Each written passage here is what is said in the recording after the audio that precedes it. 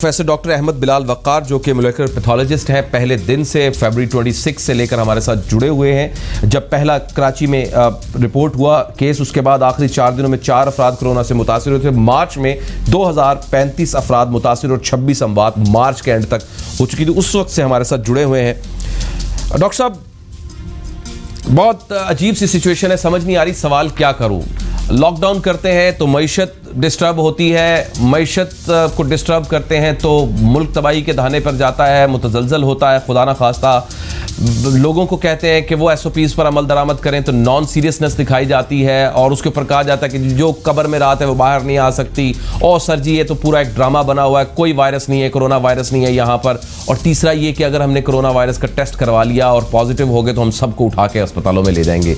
ये जो 3 नैरेटिव है, इसने लोगों को इंतहाई नॉन सीरियस बनाया हुआ है। और अभी तक, ये मैं आज की बात बता रहा हूँ, बहुत सारे अफराद फोन करते कहते हैं मुर्तज़ा साहब ये वाकई कोरोना वायरस है? हमारे मोहल्ले के तो अंदर कोई भी नहीं है कोरोना वायरस, हमने तो आज तक नहीं सुना किसी दोस्त के साथ के किसी के मोहल्ले के अंदर या कुर्बो जवार में कोरोना वायरस का कोई अटैक हुआ हो।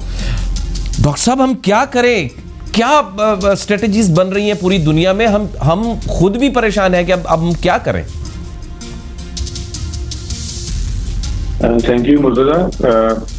वाकई में सिचुएशन जो है वो काफी ज्यादा परेशान कुन है। जो नंबर ऑफ केसेस जो आपने अभी बताए हैं 85,000 प्लस जो पाकिस्तान में हो चुके हैं, ये काफी बड़ा फिगर है और इस फिगर में इंक्रीज होना है।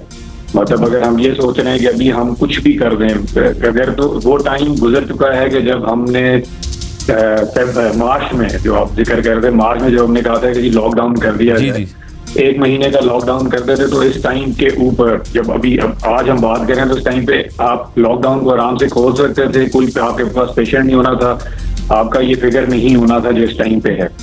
अब वो टाइम गुजर चुका है। अब हमारे हाथ में अब हमारे हाथ में कुछ नहीं है, गवर्नमेंट के हाथ में कुछ नहीं है। हमने लॉकडाउन खोल दिया है, नंबर ऑफ केसेस इंक्रीज हो गए और they are going to surge more. अब अगर गवर्नमेंट मेरे ख्याल में चाहे भी, जो मईशत के हालात हैं जो पहले आपने बात की, और जो अवाम के हालात हैं जो पिछले 2-2.5 महीने से घर के अंदर एक तरह से कैद हुई थी इसकी वजह से, कोरोना की वजह से, ये लॉकडाउन को तस्लीम नहीं करेंगे। थोड़ी सी जो मेरे ख्याल में अवाम की तरफ से केयरलेसनेस भी है और थोड़ा सा गवर्नमेंट का नैरेटिव जो है वो भी सही तरह से नहीं प्रेजेंट किया गया अवाम को। गवर्नमेंट की पहले बात कर लेते हैं। जब भी आप लॉकडाउन खोलते हैं, आपने जो भी SOPs बनाई है उसको इम्प्लीमेंट कराना होता है। देखें, आप जिस अवाम की बात कर रहे हैं ना, पाकिस्तानियों की बात कर रहे हैं, तो आप हम लोगों को देखें। अगर ट्रैफिक पे जाए ना, तो अगर आप खड़े हो, लाल बत्ती हो, तो आप वहां पे देखेंगे कई लोग ऐसे होंगे कि जो लाल बत्ती के बावजूद क्रॉस करेंगे सिग्नल को। बिल्कुल, मोटरसाइकिल पे होंगे, हो सकता है गाड़ी वाला भी मिल जाए, कोई रिक्शे वाला हो, लाल बत्ती के बावजूद क्रॉस करेंगे, जबकि लाल बत्ती का मतलब है कि नहीं। ये हमारी कौम की सोच है। अगर ग्रीन हो तो इसका मतलब है फिर तो हमने किसी को रास्ता देना ही नहीं ना। तो गलती से भी सामने आ गया तो हमने गुजरना, हमने ही पहले, क्योंकि ग्रीन मेरा राइट साइड। तो जब इस तरह के लोगों को आप कोई SOPs देते हैं तो आप ये नहीं, SOPs इम्प्लीमेंट करवानी पड़ती हैं। अवाम इम्प्लीमेंट SOPs को खुद से अपने ऊपर तारी नहीं करती। You have to do something. कोई आपको जुर्माना करना पड़ेगा, कोई दफा लगानी पड़ेगी, कोई पुलिस को एक्शन में आना पड़ेगा। जैसे आज का सुनने में आ रहे हैं कुछ बाजारों को इस्लामाबाद में जो DC साहब, उन्होंने जाके कुछ मार्केट्स को बंद कराया, जुर्माने किए, सील की कुछ दुकानें। जब तक आप ये चीजें नहीं करेंगे तो हमारी वहां तो घर में बैठने वाली नहीं है। आपने जो अपने तौर पे स्मार्ट लॉकडाउन किया था, उस टाइम में भी लोग बाहर कर रहे थे। आप अभी चले जाए, अभी भी आपको लोग बाहर मिलेंगे। बिल्कुल सही। डॉक्टर, यानी ये तो हमारे पास अब तय हो चुका है कि ये अब कोरोना वायरस हमारे साथ है, हमारी लाइफ का हिस्सा बन चुका है, हमारे इर्द गिर्द ही इसने रहना, ये तो तय हो चुका हुआ है। अब तब तक ये हमारे साथ है जब तक कि इसकी वैक्सीन या इसकी कोई मेडिसिन तैयार नहीं हो जाती। कुछ अपडेट दें कि इंटरनेशनली क्या रिजल्ट्स निकले। मुझे पता चला कि शायद रशिया ने कोई मेडिसिन तैयार की है जिसके बड़े पॉजिटिव है और उसके ऊपर क्लोरोक्विन जो है सिनकोना जिसमें होती है, यानी ये मलेरिया की, उसको फिर से दोबारा से उन्होंने रीवैल्यूएट किया है कि जी ये इसके लिए अच्छी है। कोई वैक्सीन, मेडिसिन, इसके ट्रीटमेंट के बारे में कोई रिसर्च आई दुनिया भर में? अभी तक की कोई भी ऐसी दवाई हमारे पास नहीं है जिसको आप कहें कि जो इस डिजीज में 100% क्योर जिसका हो।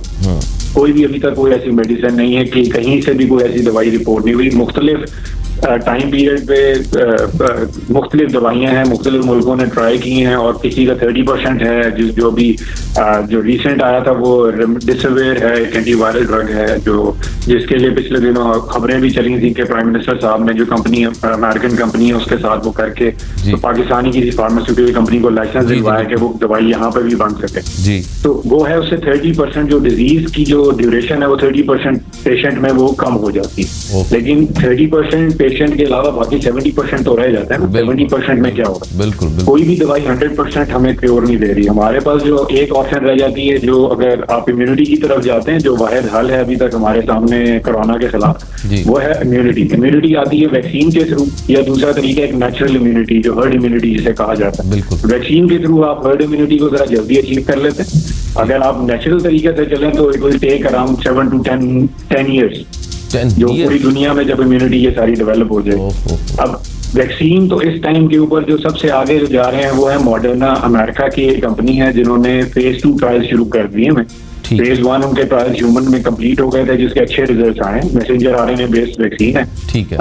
उस पे फेज 2 ट्रायल्स कर रहे हैं। फेज 2 ट्रायल्स होते हैं वो प्रॉपर, मतलब उसमें पेशेंट्स को लेके उसके ऊपर ट्रायल किया जाता है और उसमें बाकायदा चेक किया जाता है। उसमें नंबर ऑफ पेशेंट्स भी ज्यादा होते हैं और उसमें बाकायदा उसके बाद जो रिजल्ट आते हैं उसके बाद आप रिकमेंड कर सकते हैं कि यार ये प्रोडक्शन में जाएगी। अप्रूवल के बाद अगर अप्रूवल मिल जाती है तो आप प्रोडक्शन में जाते हैं। वैक्सीन की तरफ अगर आप चलें तो अभी हमारे पास कोई भी वैक्सीन अवेलेबल नहीं है और इट विल टेक, मतलब by the end of this year आपके पास कोई वैक्सीन अगर अवेलेबल हो जाती है, अगर हर चीज कामयाब होती है, हर ट्रायल कामयाब होता है, तो by the end of this year आपके पास कोई वैक्सीन अवेलेबल होगी आफ्टर अप्रूवल फ्रॉम एफडीए कि जिसको वो मैन्युफैक्चरिंग में डालेंगे। और मैन्युफैक्चरिंग का मतलब है कि पूरी दुनिया को वो वैक्सीन चाहिए। पहले तो उस मुल्क के लिए वो वैक्सीन बनेगी जिस मुल्क ने, यानी अभी भी यानी डॉक्टर साहब हमने अभी फिलहाल दूर तक कहीं टनल की रोशनी की नजर तो आ रही, लेकिन अभी टनल पूरी पड़ी हुई है, अभी दूर तक फिलहाल कोई इसके चांसेस नहीं है। राइट, बहुत शुक्रिया डॉक्टर साहब। डॉक्टर साहब हमेशा आप हमारी रहनुमाई फरमाते हैं, हमारे लिए वक्त निकालते हैं। Thank you very much sir, thank you very much. मजीद बेसिस पर हम आपसे बात करते रहेंगे।